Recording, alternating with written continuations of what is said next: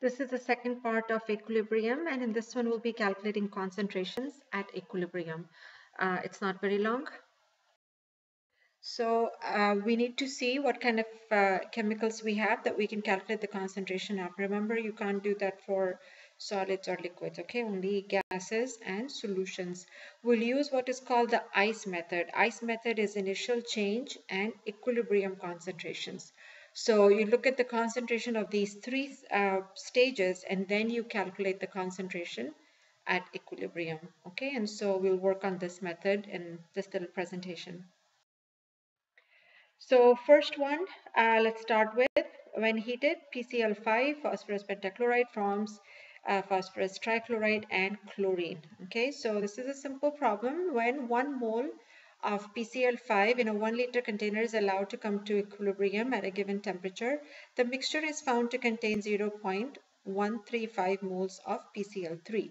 What is the molar composition of the mixture?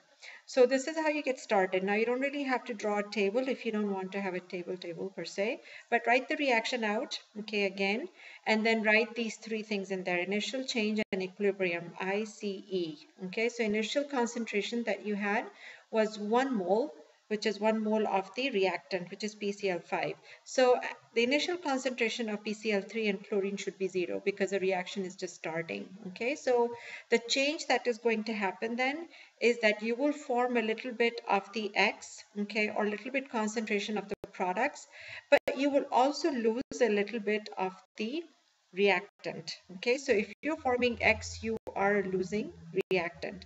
So this is kind of what happens at equilibrium then. At equilibrium, you will have 1 mole minus X, whereas at equilibrium, you have the concentration of X and X for both chlorine and PCl3. You are already told that the concentration of PCl3 is 0.135, which means that X is equal to 0.135 for one of them. So if PCl35 is 0.135, then chlorine should also be 0.135 because they are equal. Okay, there are no coefficients in front of them, so it should be the same. All right, and here there is no coefficient in front of PCl5 also, so therefore this is also 1 molar. So which means that you subtract 1, you subtract 0.135 from 1, and so you're left with 0.87 moles. If you wanted to calculate the concentration, you would actually just divide it by the liter, which is 1 liter then. So the molarity would be 0.135 for PCl3 and chlorine, and then 0.87 for PCl5. So this is a very simple calculation if you were given some of the concentrations, okay? But I want to introduce you the concept of the initial change and equilibrium. So at the change, you're increasing the concentration of the products and decreasing the concentration of the reactant. The numbers in front of these will come from the coefficients, okay? That's something that you have to remember. So again, using the ICE method, let's try something else over here. Okay, we have another equation given to us. Here is hydrogen iodide to give us hydrogen and iodine, and the Kc for this reaction is 0.16. In the previous problem, we had nothing to do with Kc, okay, because all we were doing was calculating concentrations. So here the question is, if 0.50 moles of HI is placed in 5 liter flask, what will be the composition of the equilibrium mixture in molarities?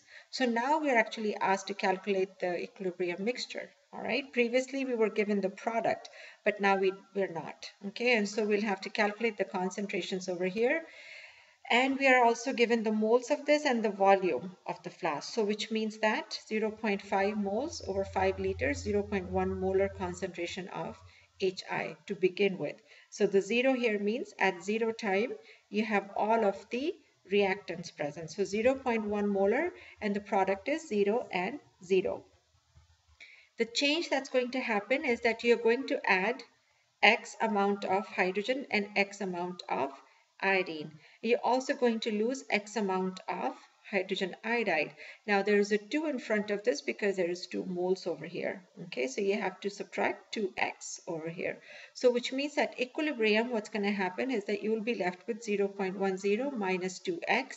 That's the concentration that is left behind because that's the change. And then at equilibrium, you should have x of hydrogen and x concentration of iodide. So then you write your Kc equilibrium expression, which is H2I2, which is the products divided by Hi, and Hi is squared because you have a coefficient of 2. So which means that now we're going to go ahead and use our Kc expression here, and Kc number, which is 0.016, is equal to x times x, which is the concentrations of the products divided by the Hi squared, and Hi concentration is 0.10 minus 2x, and they square all of this.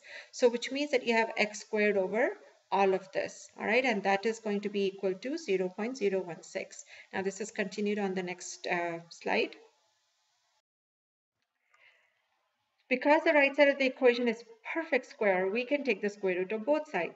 So I copied this from the previous slide just to show you that again. So 0.016 and then x squared over 0.10 minus 2x, and this is also squared. So if this is squared, all you have to do then is take the square root of both sides. So if you take the square root of both sides, this becomes 0.126, and use your beautiful calculator to do these calculations. And then of course this one is left without the squares, okay, anywhere. So you're left with x over 0.10 minus 2x. And then what you will do is you will set up an algebraic equation just like here. So you'll do the cross multiplication, and after cross multiplication you will open up the brackets, you will solve for x. Okay, so a lot of the problems in equilibrium, you will find that they are more algebra. So here once you find for x turns out to be 0.10 molar, okay, and that's the concentration of x, which means x is the product, remember that, okay, x was the product over here, product over reactant. So which means hydrogen and iodide, they both have a concentration of 0.01.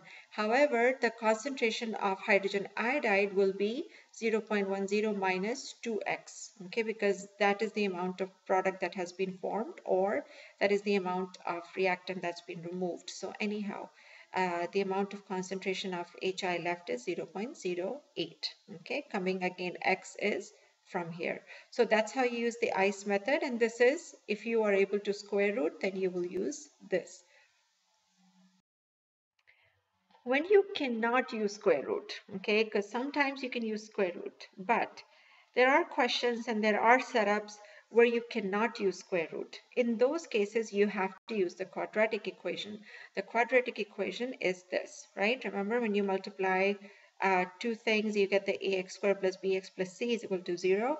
So algebra, yes. And so x then is equal to minus b plus minus square root of b squared minus 4ac and 2a divided by 2a. So you have to use the quadratic equation to solve for Kc then. So let's take an example of this.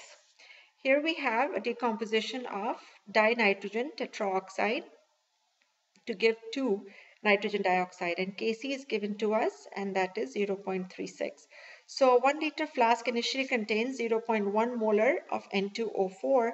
What are the equilibrium concentrations? So the questions are always going to be like this. You know, here is the initial concentration. What are the final concentrations? So you set up your little table again. Don't mind this little square, okay? This was supposed to be an equilibrium, but got lost in translations. So anyhow, you have this initial concentration to be 0.1 molar, which is given to us. Initial concentration of nitrogen dioxide, we don't know, that's 0. The change is going to be minus x for here, and then 2x for here. Again, remember 2 is coming from the coefficient of nitrogen dioxide. So you form 2x at the change as the equilibrium is going forward. So which means at equilibrium, you will have 0.100 minus x, and then of course 2x for the nitrogen dioxide. Here is the Kc expression for this equation. NO2, which is a product, squared divided by N2O4, which is not squared or anything like that. So it's just like that. The Kc for this equation is 0.36, which is given to us again, so we don't have to worry about that. And then here, the NO2, which is 2x, so the 2x squared divided by 0.100 minus x. Okay, that is going to be our equation then. Okay, so if you open this one up, this is 4x squared and then so on. So we're going to continue on the next slide. Yeah, it's coming. All right, so there, this is what we have. Okay, so once we substitute it and we open this is the same thing as the last slide. So once you open it up, this is what it looks like, and then we rearrange. And the way we rearrange is by cross multiplication. So remember, you have to take 0.36, multiply that by 0.10 minus x. So you have to keep this in brackets, multiply both sides with that, and that's going to be equal to 4x squared. So then you put everything on one side of the equation and make it equal to 0. Remember, x squared comes first and then x and then your number, all right? Because then we can translate that easily into this quadratic equation, which is ax squared plus b plus c. So that we need to know what these a, b, c's are, okay? So we can plug them into our equation over here, okay? So your a is equal to 4, b is 0.36, and c is minus 0.36. So this is what you will get after you cross multiply this equation over here. Okay, so then once you have this, then you'll go ahead and substitute it into the quadratic equation, which is this. It looks hard, maybe it looks hard, but it really is not hard at all. Once you know how to do this, it's actually quite easy. So then you plug in all your numbers, okay? So b is 0.36. Again, b here is 0.36. Now you'll square this and minus, don't forget the minus here. And then 4 is coming from the equation. A is 4 as well. And then c is minus 0.036. Please carry on that minus. Don't forget that minus, okay? And so that minus is coming right from here also. So C is minus. You have to carry the charges also that go with these things. So here is the sign that went. So minus, and then of course 2a. A again is 4 over here. So once you do the calculation, this is what you should get. So which means you're really calculating for x. Now when you do the square root of this, remember this is plus and minus, okay? So which means that x is, after doing the calculation, x is minus 0.045 plus minus 0.105. So this is 0.36 divided by 8 and so on. So which means that you get two values of x. X can be 0.06 or x can be negative 0.15. Now remember what x is. X is actually the concentration of the product that is being formed.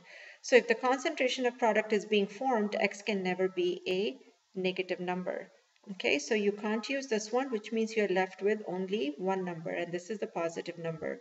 So then all you have to do now is plug it in the equation to figure out what the concentration of NO2 is. The concentration of the product is 0.06, but you will multiply that by 2, okay? And so over here for the concentration of NO2, it is times 2, so right there, okay? And so 0.12 molar is the concentration of the product. To find out the concentration of your reactant, you will have to subtract 0.06 from 0.1, okay? So that's not that hard to do. Even this was not that hard to do. But anyhow, that's how you would do an ICE kind of a calculation, but if your equation was not able to be squared completely, okay, or square rooted, excuse me, completely. Here's another example, again, of the ICE method. These are just problems because that's all you can do with equilibrium equations is, solve problems. And so here, this one is an equation of hydrogen plus fluorine to give 2 hydrogen fluoride, and the Kc is given to us here. So 3 moles of each species is placed in a 1.5 liter vessel. What is the equilibrium concentration of each species? Now this is slightly different, okay, than what we did before. In the initial problems that we did, or in the previous problems we did not have any of the concentrations of the product, okay, but now we have 3 mole of each species, okay, so which means that once we start calculating the concentrations of this, 3 mole over 1.5 is 2 molar concentration. So you have a 2 molar concentration of each of the species to begin with. We did not have that before, okay, so that is the slight difference over here in this problem. The change in the concentration, again, is minus X and minus X for hydrogen and fluorine, because these are both your starting materials, and then you will add plus 2X for the product, which is hydrogen fluoride. And again, the 2 is coming from the fact that there's a coefficient here. That is the change that is happening. So which means at equilibrium, what you will have is 2 molar minus X for hydrogen, 2 molar minus X for fluorine, and then 2 molar plus the 2X for hydrogen fluoride. Okay, because here this is the product. So you should be forming more product as the reaction goes forward. The Kc expression for this is again hydrogen fluoride over hydrogen and fluorine concentration. Hydrogen fluoride is squared, so this is nothing new to you. So again, put in all the numbers, which is then 1.15. That's the Kc that's given to us. And then the concentrations at equilibrium, you get that from your ICE table. And now, yeah, you can see this, right? That this is squared and this is squared, right? So this will be a little bit of an easier calculation. So it's continued on the next slide. So yeah, easy calculation over here. You do the square root on both sides, okay, for this one, and you end up with this, which is the 10.72 is the square root of 1.15 times 10 to the power 2, and then you solve for x. So cross multiplication, just simple algebra, solve for x, okay? So x turns out to be 1.528 molar, okay, which means that the change in the concentration is 1.528 molar. So now you can go ahead and calculate the equilibrium concentrations. So remember, for product you'll be adding, and for reactants you will be subtracting. So for the reactants you will be subtracting, for product you will be adding. So once you subtract, you get a lower concentration, of course, and remember, for product you have to add 2x because the coefficient was 2, okay, for this one. So here for the product it is 2 plus 2x. So this is what you get. So now this is the new concentrations, and this is the concentrations now at equilibrium after the reaction was started. So the cross check here that I have for you, this is to do when you have the new concentrations. You should be able to get the same Kc value with these new concentrations that you had before with the initial concentrations, okay, that were given to us. So here is the cross check for that. All right, so HF concentration 5.06, and you square that divided by 0.47. Those were the new concentrations. And so once you square that one also, because you have 0.47 multiplied by 0.47.